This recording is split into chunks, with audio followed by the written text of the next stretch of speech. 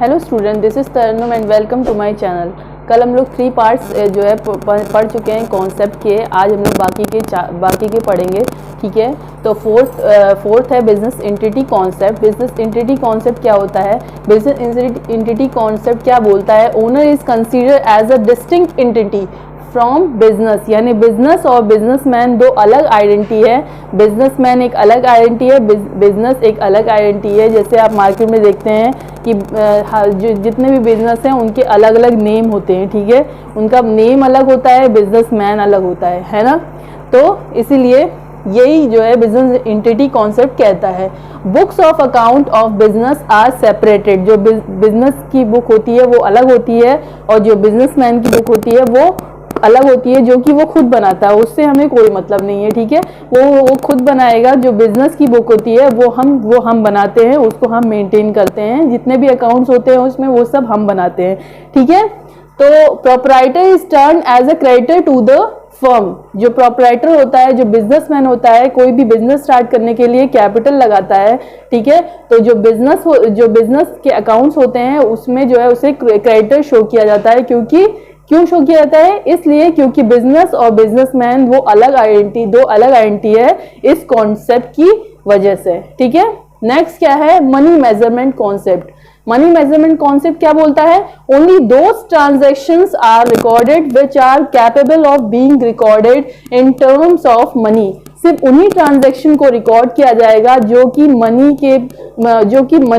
में होंगे, ठीक है। वही ट्रांजैक्शन जो मनी में होंगे, जो रुपी में लिखे हुए होंगे, जिन्हें रुपी में तोला जा सकता है, वही ट्रांजैक्शन उसमें लिखे जाएंगे, वो बुक्स ऑफ अकाउंट में लिखे जाएंगे। जैसे कि पेंडेमिक पीरियड कुछ समय पहले चल रहा था, जिसमें कोरोना टाइम आ गया था, जिसमें बिजनेस को बहुत ज्यादा लॉस हो रहा था। लेकिन उस टाइम को हम लोग उसमें बहुत सारे प्रोडक्शन को लॉस हुआ था, लेकिन उस लॉस को हम लोग कभी भी मतलब कि तोल नहीं सकते हैं, कभी मेजर नहीं कर सकते हैं कि आखिर कितना लॉस हुआ। इसलिए उसे हम अपने अकाउंट में नहीं शो कर सकते हैं। लेकिन कभी अगर किसी बिजनेस के बिजनेस में जो है आग लग जाती है, तो उसमें हम जो है कंफर्म कर सकते हैं कि कितना स्टॉक जला है।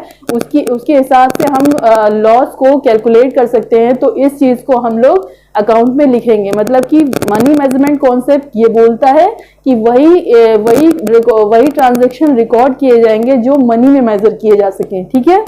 नेक्स्ट है अकाउंटिंग पीरियड कॉन्सेप्ट। ये क्या है? entire life of business is divided into small time interval to find out the position of the business। तो ये कॉन्सेप्ट ये कहता है कि बिजनेस के टाइम पीरियड को शॉर्ट इंटरवल में तोड़ दिया जाए, जिससे कि बिजनेस में प्रॉफिट हो रहा है या लॉस हो रहा है, बिजनेस में जो मैनेजमेंट चल रहा है, जो चीजें चल रही हैं वो सही तरीके से चल रही हैं या फिर नहीं चल रही हैं, ये चीज हम लोग मेजर कर सकें, ये चीज हम लोग पता कर सकें। इसके लिए जो है बिजनेस को क्या कर दिया जाए, टाइम इंटरवल को शॉर्ट इंटरवल में तोड़ दिया जाए। तो अब क्या कहा गया कि बिजनेस को 12 मंथ के पीरियड में तोड़ दिया जाए, जिससे कि 12 मंथ के बाद हम अकाउंट बना सके, अपना financial statement, profit and loss account बना सके, जिससे ये पता चल सके कि बिजनेस में प्रॉफिट हो रहा है या लॉस हो रहा है, ठीक है। तो इस 12 मंथ का जैसे कैलेंडर ईयर होता है, तो क्या कैलेंडर ईयर कब स्टार्ट होता है? 1 जनवरी टू 31 दिसंबर तक, ठीक है। ये कैलेंडर ईयर होता है। लेकिन हमारा फाइनेंशियल ईयर स्टार्ट होता है 1 अप्रैल टू 31 मार्च। इसको हम लोग फाइनेंशियल ईयर मानते हैं। जो ट्रांजैक्शन 31 मार्च को स्टार्ट होगा या जनवरी में होगा या फरवरी में होगा, उसे पिछले साल के ट्रांजैक्शन में लिखा जाएगा। लेकिन जो ट्रांजैक्शन अप्रैल में होगा, उसे नए ट्रांजैक्शन को इसको नई बुक में, नया अकाउंट में लिखा जाएगा। ये है ये क्या है? Accounting period. Accounting period start कब से होता है? 1 अप्रैल टू 31 मार्च, ठीक है। तो नेक्स्ट हमारा है historical cost concept. According to the principle and asset should be recorded in the book of account at the price at which it was acquired. मतलब कि हम लोग वो एसेट है, जो एसेट हम लोग खरीदेंगे, उस एसेट को उसी प्राइस में अकाउंट में लिख देना है, जो प्राइस का हम लोग उसे खरीद के लेके आएंगे, ठीक है। तो ये हिस्टोरिकल कॉस्ट कहता है। हिस्टोरिकल कॉस्ट पुरानी कॉस्ट पे डिपेंड है, इसीलिए इसको हिस्टोरिकल कॉस्ट कहते हैं। ये हिस्टोरिकल कॉस्ट कॉन्सेप्ट इसीलिए इसे कहते हैं क्योंकि ये पुरानी कॉस्ट पर डिपेंड है, इसीलिए। ठीक है, और क्या है, this cost become the basic for all subsequent accounting. इसमें जो है जितनी भी मतलब यही जो कॉस्ट है वही एक बेसिस बनेगी जो अकाउंटिंग करने के लिए। ठीक है, जैसे कि हमने मशीनरी खरीदी 10,000 रुपीज़ की, ठीक है, तो यही 10,000 रुपीज़ जो है हम लोग बुक्स ऑफ अकाउंट पे लिखेंगे और यही बेस बनेगी हमारे लिए डेप्रिसिएशन के लिए। ठीक है, हमारे लिए प्रोविजन और रिजर्व के लिए। ठीक है, जो भी कुछ हम लोग अकाउंट में करेंगे, डेप्रिसिएशन लगाएंगे मशीनरी पे, प्रोविजन रिजर्व मेंटेन करेंगे, अकाउंट मेंटेन करेंगे, वो सब इस 10,000 पे ही किया जाएगा। ठीक है, नेक्स्ट क्या है, नेक्स्ट है dual aspect concept. Dual aspect concept क्या कहता है, every transaction affect at least two aspects. मतलब हर ट्रांजैक्शन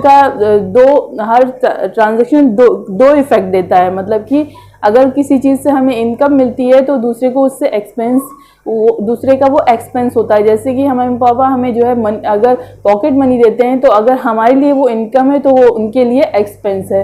ठीक है, मतलब हर ट्रांजैक्शन का एक इनकम है, दो इफेक्ट होता है, एक इनकम तो दूसरा एक्सपेंस। मैं ये मार्कर खरीद के लेके आई हूँ 20 रुपीज़ का, तो मेरे पास से 20 रुपीज़ गए हैं तभी ये मार्कर मेरे पास आया है। ठीक है, तो हर ट्रांजैक्शन का टू इफेक्ट होता है, डुअल इफेक्ट होता है, जिसे हम लोग डुअल एस्पेक्ट कॉन्सेप्ट कहते हैं। ठीक है, नेक्स्ट है मैचिंग कॉन्सेप्ट। मैचिंग कॉन्सेप्ट क्या कहता है, according to the concept all costs which are applicable to revenue of the period should be charged against to the revenue। ये कॉन्सेप्ट क्या कहता है कि अगर रेवेन्यू हर साल के रेवेन्यू के साथ उसके एक्सपेंस को लिखा जाए, कि जैसे कि अगर 3,000 रुपीज़ रेवेन्यू है तो वो 3 साल का, अगर 3 साल का रेवेन्यू है तो उस पे हर साल का एक्सपेंस उसी साल लगाया जाए। ये नहीं कि 3 साल का एक्सपेंस एक में ही लगा दिया जाए। जिस साल जितना रेवेन्यू हुआ उसके हिसाब से जितना एक्सपेंस उस पर हुआ है उतना ही एक्सपेंस उस पर लगाया जाए। ये कॉन्सेप्ट ये कहता है। ठीक है, that's all today, thanks a lot.